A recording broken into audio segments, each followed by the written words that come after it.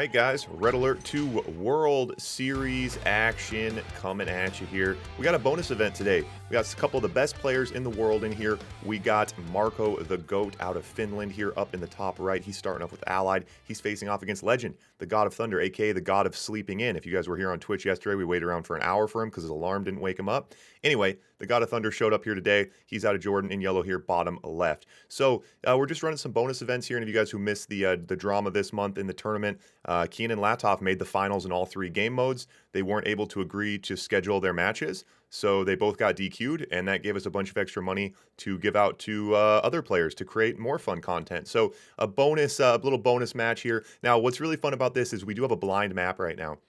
So this is a blind map. Neither of the players have seen the map. No one's ever seen the map. Polye, the OP map maker himself, put this one together. Give you guys a little tour here. So me and Polye are the only ones who have seen this map so far. Again, Marco and Legend are in here playing blind. We're going to do a best of 7. We're going to force them to play different factions, including Yuri. So we're going to see all the different factions today, and it'll be fun to watch these guys, kind of figure out the map as they go. We've talked about this before. Red Alert 2 at the top level is very similar to chess. You have very specific openings on every single map you play, down to the cell. So when you give players a brand new map like this, you get a look that you're not expecting to see. We are going to see Marco bringing out a Navy SEAL here, and again, these are set factions, so we're choosing the factions for the players to mix it up, give us some different looks, keep things fun. So both these guys, look how quickly they figure out the map, though. Nice builds, getting right on the ore early on. Again, it is Yuri's Revenge, so we'll see a little Navy SEAL action here from Marco, trying to slow down Legend's economy here a little bit. So yeah, you guys, it'll be interesting to see. So this map, there's no tech on this map. There is some water in the middle. It looks like you could build. Actually, Polye, you're in here. Can you build a naval yard on this map?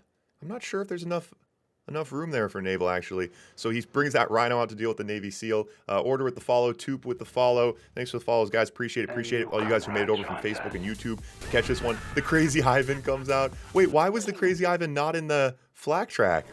The Crazy Ivan got out of the flak track, so he forces. So that's actually not. You want to get a little bit more than that, but he did force the undeploy on the MCV. That does slow down the Soviet player a little bit. Oftentimes that'll cancel out their next building.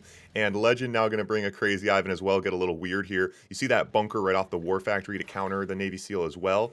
And Marco over to a very early battle lab. So we've talked about that before.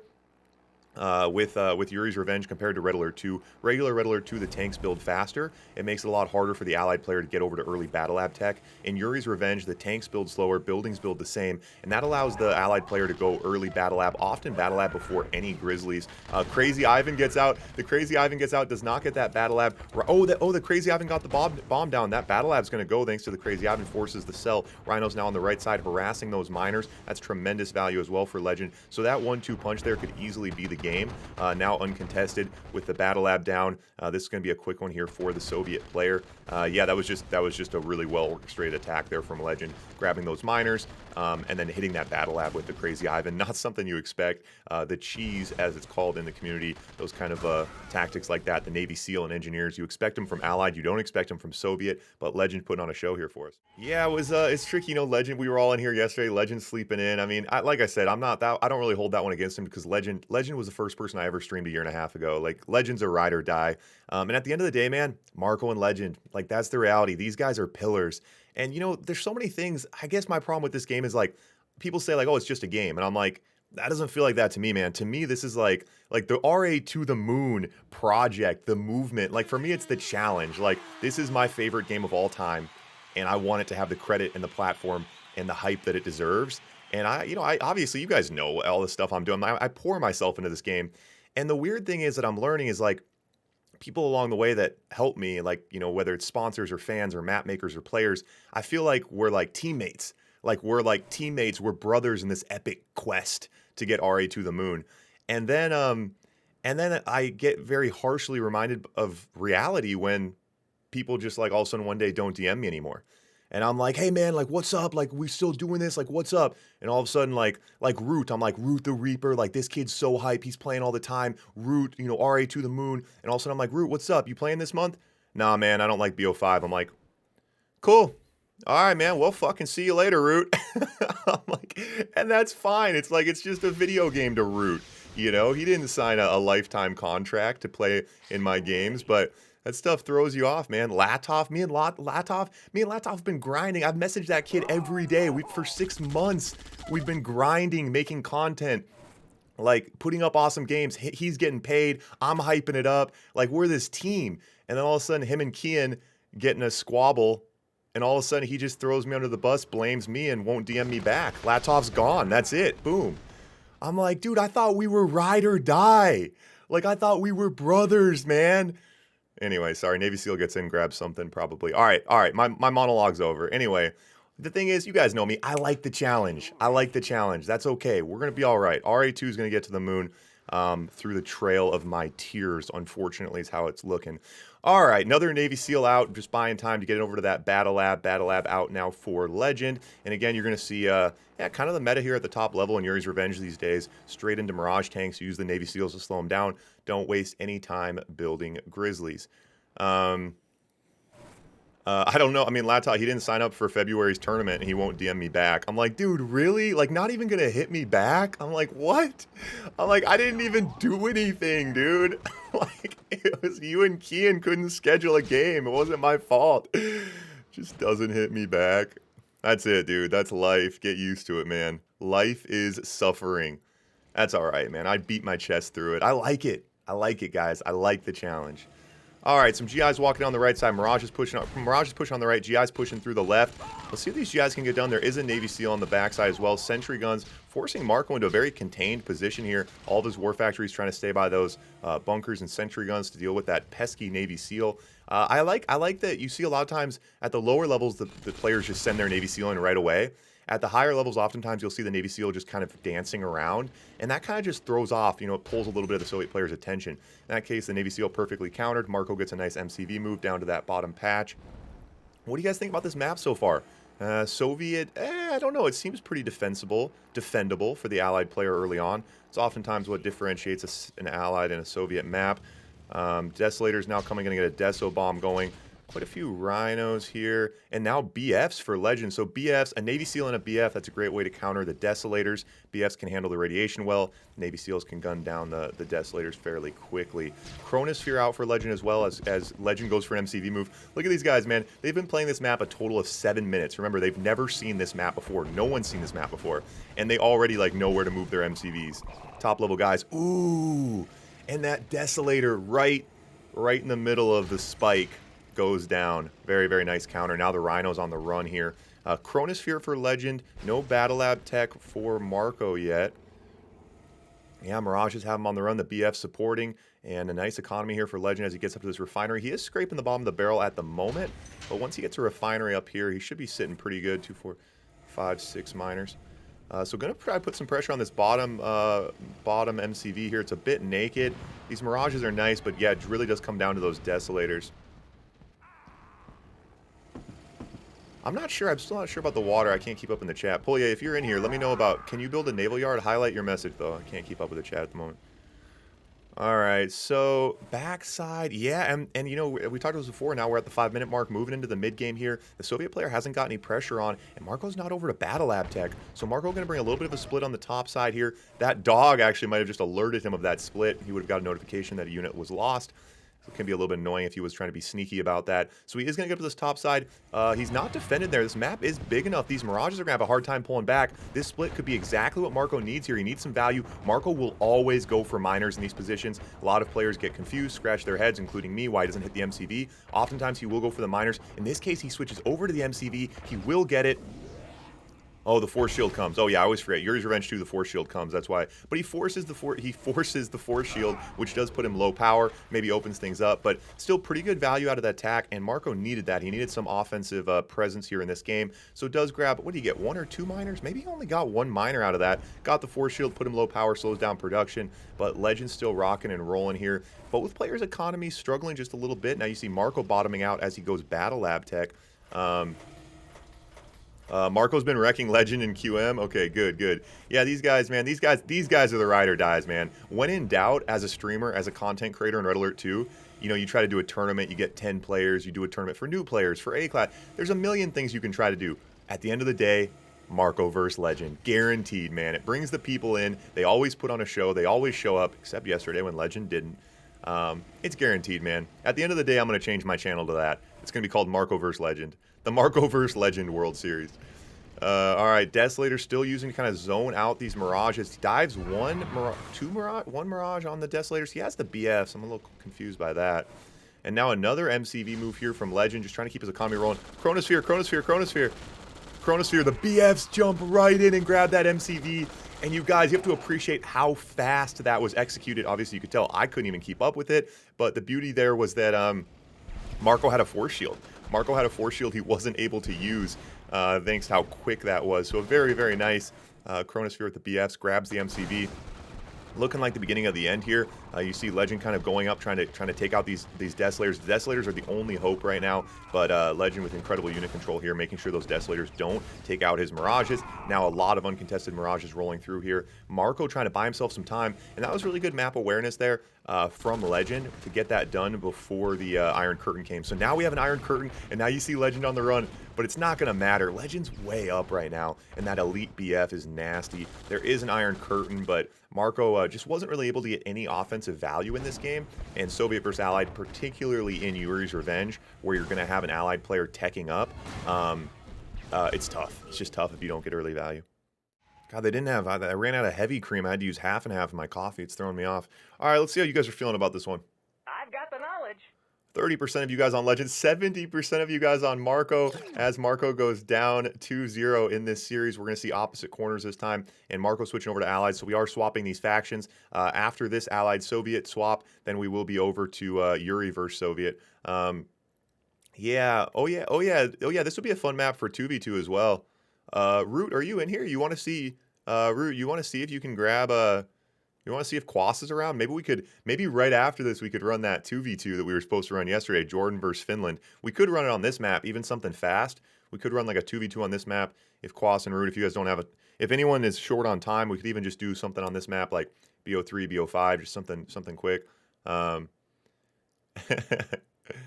Yeah, this would be fun. This would be a good 2v2. It's a beautiful map, man. I've talked about it before, but the map making process, it's really the lifeblood of the game. It's what keeps things fresh, keeps things fun, mixes up the metas, keeps players on their toes. But it's so difficult, you guys. It's so funny. Like this kind of stuff, like this little feature right here would probably take me maybe an hour and a half to make. I mean, Polier, obviously, he's a machine, but I mean, it's cell by cell. Every single little thing you do is cell by cell. It's nuts, man. It's nuts. All right, so now Marco with Allied and Legend. I mean, Legend so far, let's be perfectly honest, he's made Allied and Soviet both look OP on this map, which is pretty impressive. I mean, it's oftentimes with a new map like this, Soviet will kind of just pull ahead early on, you know, just because it's a little bit easier to run. But yeah, I mean, I think these early positions, the map's big enough, position is defendable enough that Allied definitely has time to get over to that battle lab early on, and then obviously the Mirage is coming out or when things get tricky. And the Navy SEALs so far for both players doing exactly what they're meant to do. So this is the pro build here. So if you put a bunker in a war factory like this, right in this position, now the bunker theoretically, I think almost guaranteed, will destroy the IFV and kill the Navy SEAL before the Navy SEAL can hit the war factory. The war factory hits are annoying. Anything else you can sell. The MCV you can move. Now against a Tanya, you cannot move the MCV because Tanyas can blow up tanks. But against a Navy SEAL, it's pretty easy just to move the MCV. So this is a pretty good counter. And another bunker as well here. Legend does not want that Navy SEAL to get value. So Marco, yeah, very similar strategies from both players here. Marco going to bring out an early Harrier. And Legend pushing in now with a few dogs and a few rhinos. I love that Rocky picking off the fodder there, getting a little chip damage on the rhinos. That's nice. And I think that's a perfect spot for a paradrop as well. Oh my god, the MCV messing with his expansion there. Move the MCV, then maybe forced to unpack for a second there. Yeah, these paradrops in these positions, especially on a big map like this, your opponent can lose track of them. You send your tanks past them, you forget. Oh! And again, forces the unpack. So that MCV has been AFK for quite a while now. That's going to slow down Legend's building quite a bit. As I say that, I don't know. Legend has a ton of money, so who really knows what's going on here? The Mirages are trees. Okay, the Mirages are out. Does have the Mirages to hold this position here. But Legend already looking to get aggressive. Could be a bit tricky. Does need to be careful here, especially with that fodder. Pulls back to the pillbox. This is the kind of defense that Marco's known for here. But Legend is firing on all cylinders right now. And Legend pulls way ahead. Legend pulls way ahead. I I thought that, wow, I really thought he was going to be able to hold that with the pillboxes as well. Now Marco still does have another War Factory out. Legend's got 4K in the bank. Like, this is the first wave. There's another wave coming. Marco now forced to spam those pillboxes. Like, this is the kind of defense that he's celebrated for, but Legend, well, I mean, there's a reason that these guys give each other such good games every time they play, you know, and that's what I think is kind of interesting too. It's not like Marco and Legend are always perfectly even. What's kind of most impressive about this matchup is some days Legend rolls Marco. Some days Marco rolls Legend. It's a little bit wacky to see, but we've talked about that before with this game, just like who's on that day, who's been playing more, who's figuring out the new map more, particularly in this case. But a little bit surprising to see, I think, particularly in these mixed faction matchups.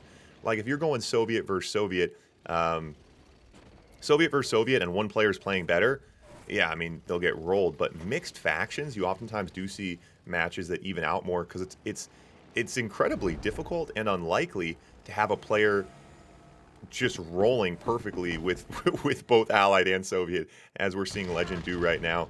Paradrop and Marco in trouble, boys. This is best of 7, not match point here, but this is going to put him down 3-0 in the series, which is not the position you want to be in, obviously. This is a scary position here now. The attacker attacking with the higher ground is a bit annoying. Legend gets his tanks a little bit strung out, and is Legend going to dive on that War Factory? So you see Marco baiting. He wanted Legend to try to take that War Factory. Now Marco over to BFs. He is going to chase, and so that's why I talked about, see these paradrops. This is a big brain move. You put paradrops somewhere like this where the tanks, so as Legend's reinforcing, he's just getting chip damage, and you see that one GI went vet. He already took one Rhino. It's tremendous value like that, and players on a big map like this just kind of forget they lose their units. Now Desolator's out.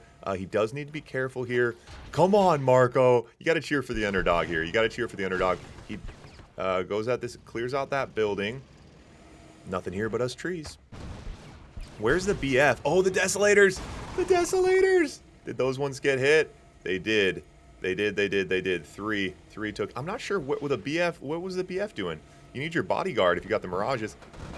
And so I like Marco trying to apply some pressure here. It's tough. I think a lot of players in this position would, you get on your heels early, and then you kind of get that defensive mindset, and it carries over into the mid-late game. And that's the death. That's just death at the high level against good players like this. If you get into a defensive mindset, you get on your heels against a player like Legend, he's just going to roll through you one way or another. So there's really no time to turtle. Marco knows he needs to get downfield and get some value here. Picking off some miners, very, very nice. And Legend just delaying right now for the Iron Curtain. This Iron Curtain is going to be everything. And look at the Desolator zoning out that backside retreat. Iron Curtain coming. Oh, but the terrible Iron Curtain from Legend. He only gets 2 tanks. So Marco is on the run now. He splits off some of his tanks, puts some on the right side, and really, really rough Iron Curtain here, but he did get quite a few Mirages. Now, the big thing with those Mirages, guys, Mirages do not shoot while they're moving. So when Mirages are on the run, the Rhinos are shooting and the Mirages are not, and that creates a very, very difficult position there. That was actually interesting. Now, I'd like to hear, Ed, you're in here. In a position like that, now you have so many, so few of the Rhinos got IC'd. Would you be better off just standing with your Mirages and trading hits compared to going on the run and getting hit on the run? I know if there was 9 IC'd Rhinos, of course the answer is no, but with only 2 out of 12 Rhinos IC'd, I'd be interested to hear that. Okay, and now continuing the push here, and these Rockies in here as well. No anti-air in this group yet, so the Rockies should be going in for Marco here, and Legend on the ropes, but still a scary amount of Rhinos. Oh, and now the flak tracks are out. Talked about that before, though. That's kind of nice. It does slow down the Rhino build here a little bit. Tries to give these Mirages a leg up. They do. Yeah, I guess it depends on the environment, the space you have to run. Yeah, those kind of questions are always more complicated than you think. Because, yeah, I guess it depends. If you're in completely flat ground, easy to run, it's a little bit different than if you're, like, in a choke point or something. All right, here we go, guys. Over to point number 4 now. Over to point number 4. And a quick reminder for you guys, any of you guys who do want to kind of join the fun here, I know you're watching these guys, you're like, hey, I'm not good enough to be a part of this. Remember, guys, a lot of times I'm streaming the pros, but we have this monthly tournament. We have divisions for all skill levels. I'm actually looking to fill a couple spots in our Division 5. That's brand new players, guys who haven't played in 15 years. So come join the fun. Earler2.com. You can figure out how to download and play the game if you don't know how. You can sign up for the tournaments, and you can join my Discord, which is like an online kind of messaging tool. It's free to use. You can connect with the community, ask questions if you're having issues getting set up, and Discord is where you sign up for the tournaments as well. So redalert2.com, tell your friends, tell your family. We're always looking for players, presumably.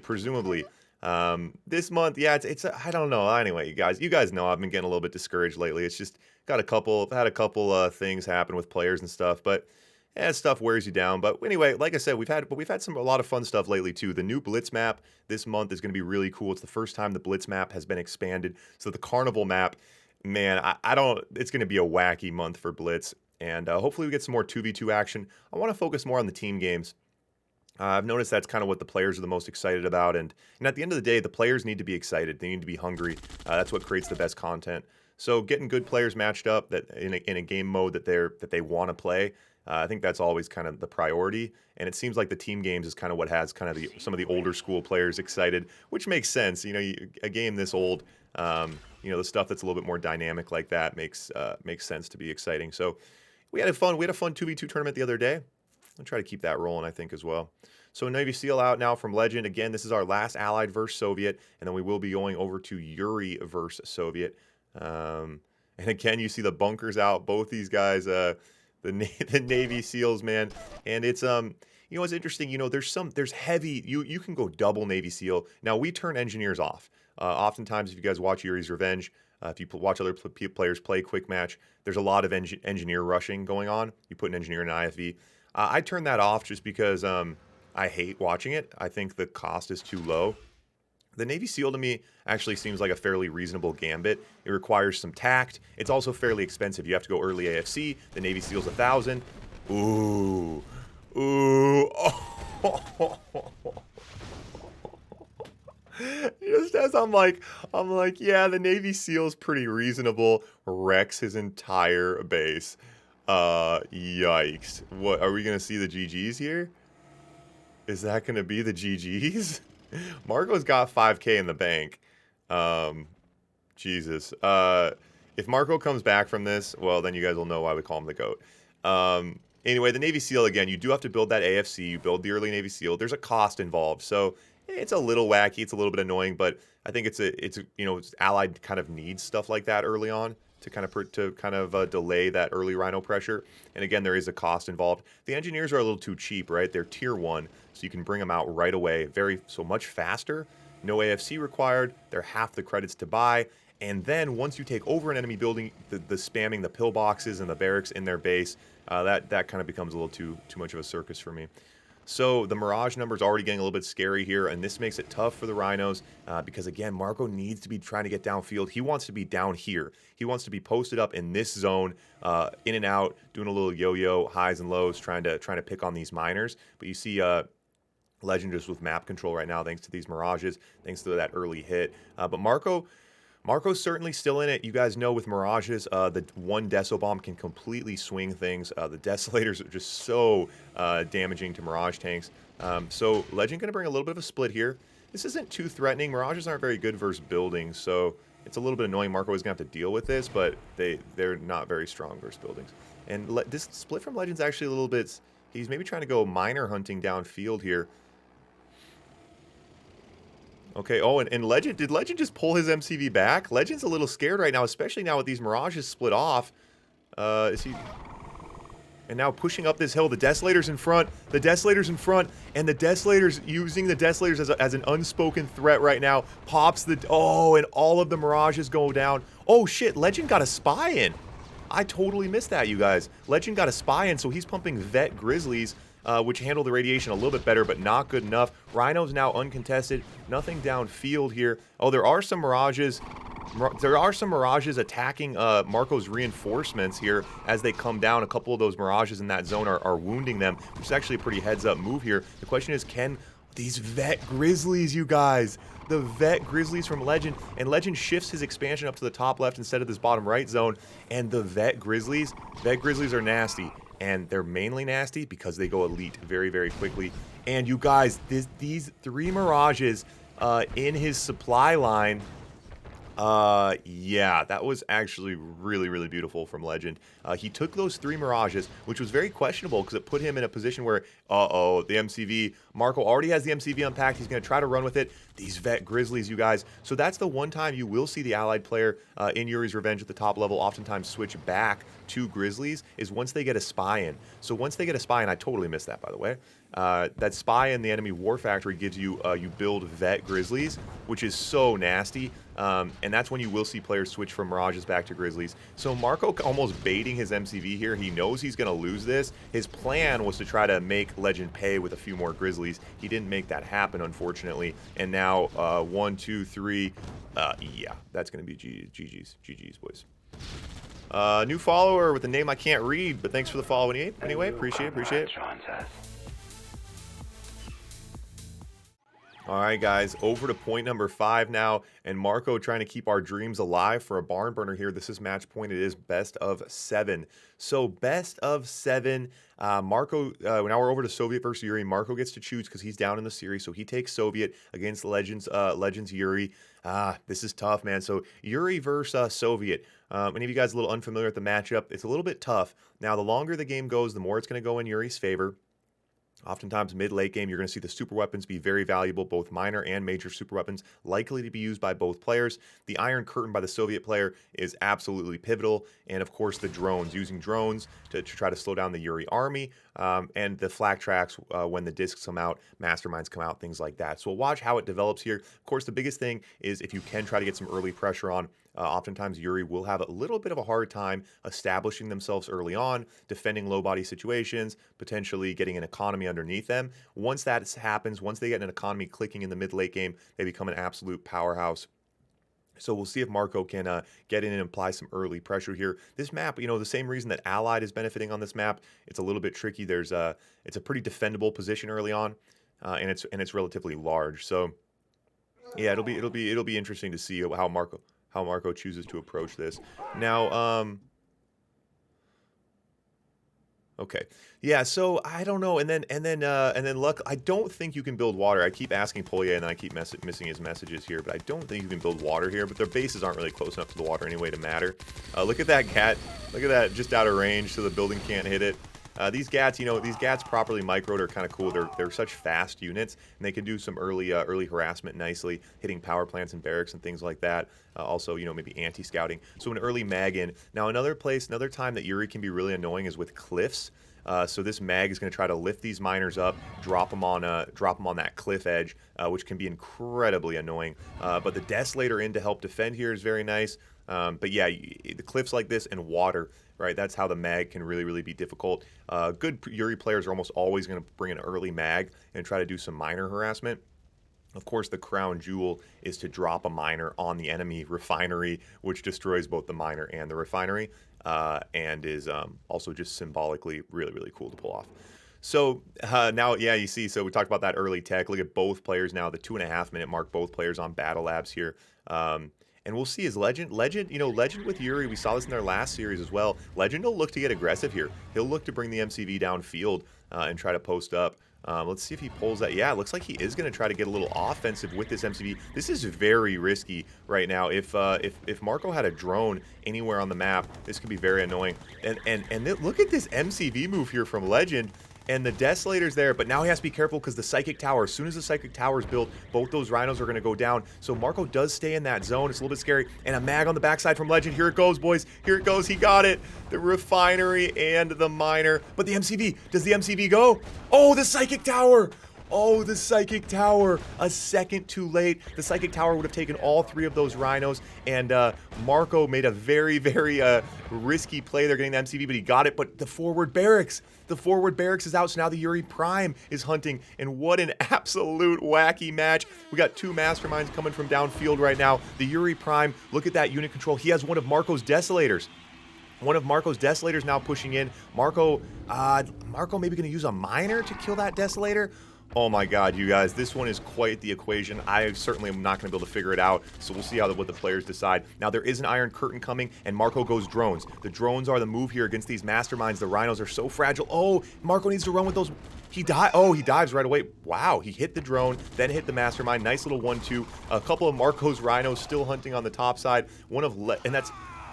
This is hard to follow. Mind control makes things a little bit weird here. Yuri Prime, Yuri Prime, Yuri Prime. He cannot let that Yuri Prime get close to his MCV. It will grab it and immediately sell it, but the drone's doing work right now. And the slave miner from Legend has fodder, and Legend took a massive bite here. He played a very, very risky gambit, and a couple little things, right? Had that Psychic Tower got up a second earlier, he might have saved the MCV, and then he'd have a grinder. You really want to have a forward grinder as Yuri, and the Iron Curtain's out.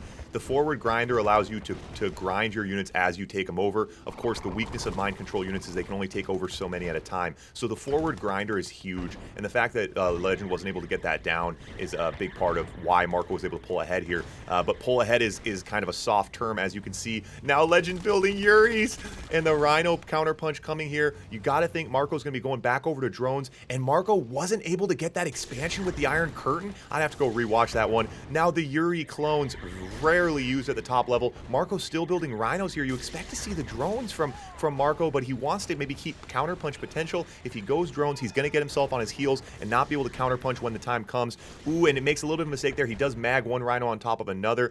Oh my god, these Yuri clones are hilarious. Okay. Yuri clones from the front barracks. I have not seen that before in my streaming career, but I love it, and it's very exciting. Marco still not going drones. The testicular fortitude. That's what Frank says. That's Frank, OPOP Red Alert 2 commentator. He says testicular fortitude. That's the word for what Marco's doing right now to defend this position, continuing to pump rhinos. Now he's back over to drones to try to slow things down. But again, he has to maintain counterpunch potential. So he has his 3 rhinos. The Iron Curtain's ready. He needs to take out this expansion, right? This forward expansion's really annoying. But I think, I don't know. I don't fucking know. And Marco, at the same time, Marco has to be looking to try to get down. Yeah, and Legend GG's out. Man, you guys are having so much fun in the chat. I'm missing out on everything. I hope you guys aren't saying anything too fun without me in there. All right, guys. So, yeah, we talked about that. It's a gambit, right? It's a gambit. So, you know, Legend went in with that MCV, and the big thing there, again, would have been the grinder. So if you have the grinder, then as you mind control units, you keep sending them back. Not only do you get a boost to your economy, but it frees up your mastermind and your tower to take over more units. So really, really big, razor-thin margins there. But Marco... very, very, it was really close, right? That Psychic Tower, a second different, might have saved the MCV. The grinder would have gotten out. Anyway, yeah, that's the kind of Yuri I like to see. You know, Yuri late game where he's camping and has a million Psychic Towers. A slow Yuri is kind of boring to me, but that sort of aggressive Yuri with the MCV downfield. I know a lot of players, mind control is just so annoying to new players. I definitely, when I played the game 20 years ago more, I always thought of Yuri as just annoying, right? I didn't really know how to handle it. Of course, we didn't know these metas. We weren't able to go watch Marco's point of view play. So, yeah, I was always annoyed with it. But now I've actually grown. I've actually gotten a pretty good appreciation for Yuri, just because of how many different things they need to be doing. Like the way that Legend was moving his MCV, building a Psychic Tower, builds a barracks to get the Yuri Prime, brings the Yuri clones. Then he had the mag on the backside, hitting miners. Yeah, it's definitely annoying. Certainly annoying to play a good Yuri player, but good Yuri player, yeah, it's pretty entertaining. Damn it, boy, with the sub, my guy. Appreciate it. All the money coming in and going back out. You guys keeping the action rolling here. RA to the moon. We've had a lot of generous donors lately. Yeah, for the February tournament, we do have $500 in prizes going out. We went $100 above our max, and now we're working towards filling up the pot for the March tournament. So hopefully keep things rolling month after month. I think maybe in March we might do only 2v2. We might do a month of 2v2 in March for Blitz, Red Alert 2, and Yuri's Revenge. Maybe. I don't know. We got to mix things up. We got to keep it fresh.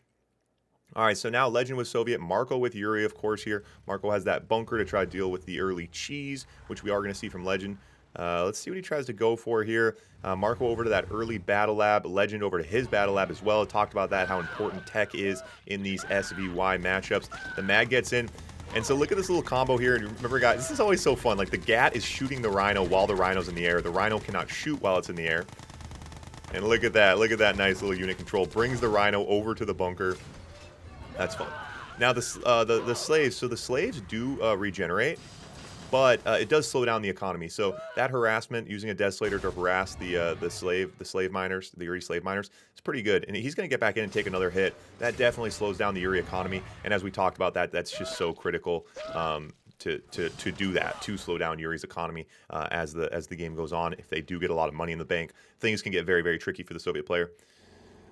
Yeah, it's a fun one today. Damn it, boy. Yeah, hey, like we said, man, Legend and Marco, BO99. When in doubt, stream Legend and Marco. Oh, the drone.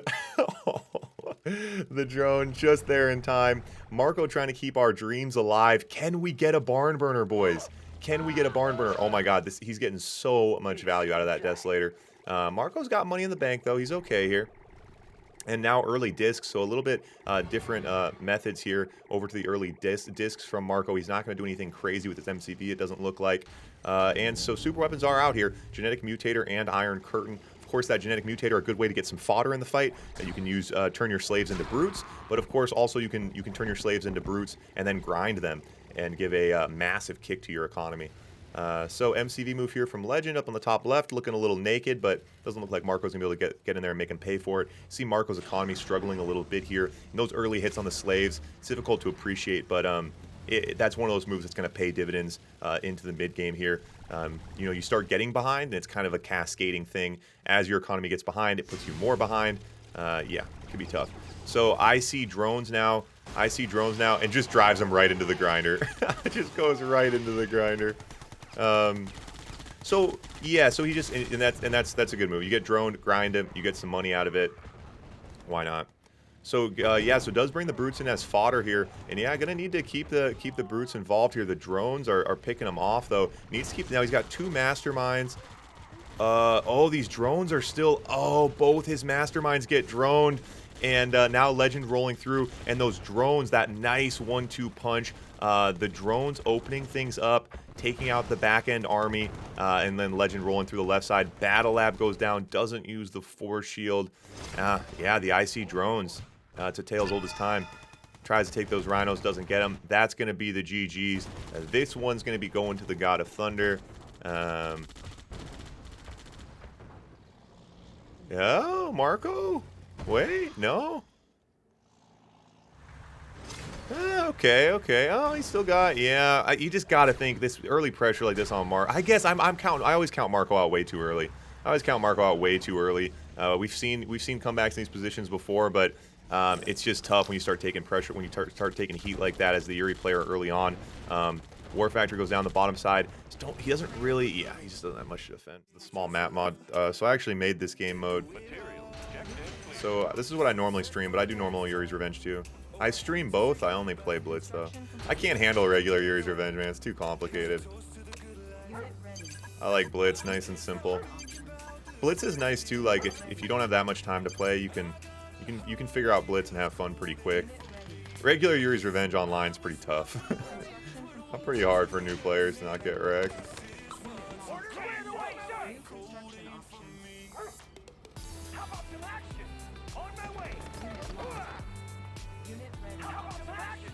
Man, this is almost identical to a game I had earlier.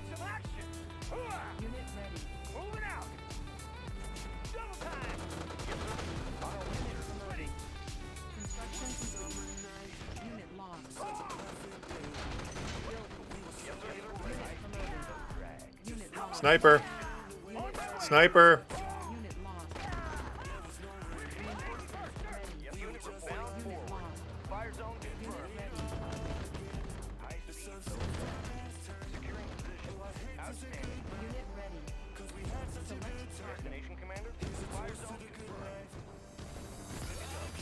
Get away from the pillbox. We should have this one. We just need to avoid his GIs.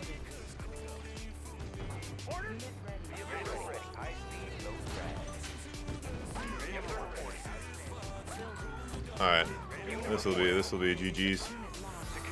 Need to be a little bit careful here. These GIs are a little bit annoying, but it's not really gonna matter.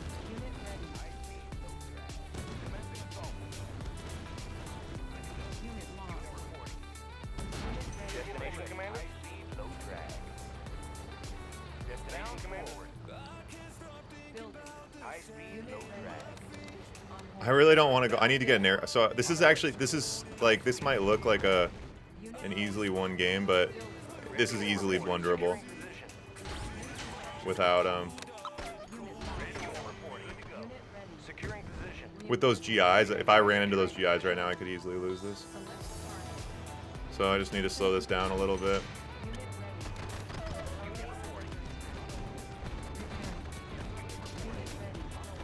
Force him to come to me. There's no reason to rush here.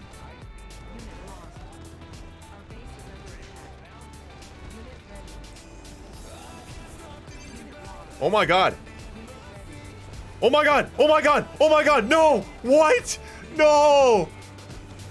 Oh my god! I tried to run over those GIs. Oh my god, I suck at this game. Holy shit. Oh.